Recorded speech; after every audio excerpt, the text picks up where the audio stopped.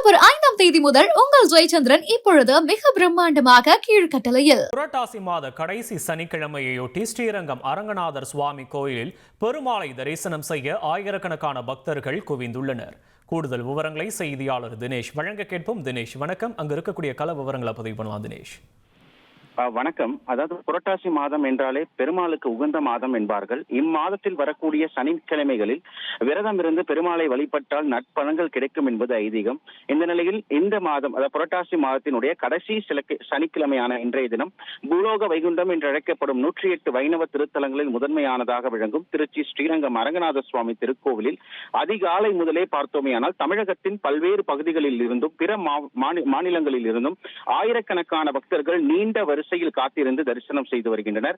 குறிப்பாக மூலவர் பெரிய பெருமாளை பொது தரிசனம் மற்றும் சிறப்பு கட்டண தரிசனமாக இருக்கக்கூடிய இரு வரிசைகளிலும் பார்த்தோமேயானால் பக்தர்கள் நீண்ட வரிசையில் காத்திருந்து மூலவர் பெரிய பெருமாளை தரிசனம் செய்து வருகின்றனர்.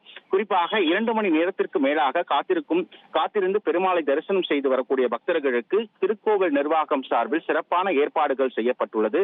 அவர்கள் நீண்ட வரிசையில் காத்திருக்கும் போது அவர்கள் அமர்வதற்கான நாற்காலிகள் போன்ற வசதிகள் செய்யப்பட்டுள்ளது. ஆங்காங்கே குடிநீர் கோவில் நிர்வாகம் சார்பும் வழங்கப்பட்டு வருகிறது. இந்த நிலையில திருக்கோவிலில் இருக்கக்கூடிய மூலவர் பெரிய பெருமாள் சன்னதி, சக்கரா தாழ்வார் சன்னதி, தாயார் சன்னதி உள்ளிட்ட பல்வேறு பகுதிகளில் பக்தர்கள் நெய் விளக்கிட்டும் அணையா விளக்கில் எண்ணெயை ஊற்றியும் வழிபட்டு வருவதை நம்மால் பார்க்க முடிகின்றது. தொடர்ந்து பக்தர்களுடைய எண்ணிக்கை என்பது ஸ்ரீரங்கம் கோவிலில் அதிகரித்துக் கொண்டே இருக்கின்றது. விவரங்களுக்கு நன்றி தினேஷ். அக்டோபர் 5ஆம் தேதி முதல் உங்கள் ஜெயச்சந்திரன் இப்பொழுது மிக பிரம்மாண்டமாக கீழ்கட்டளையில்.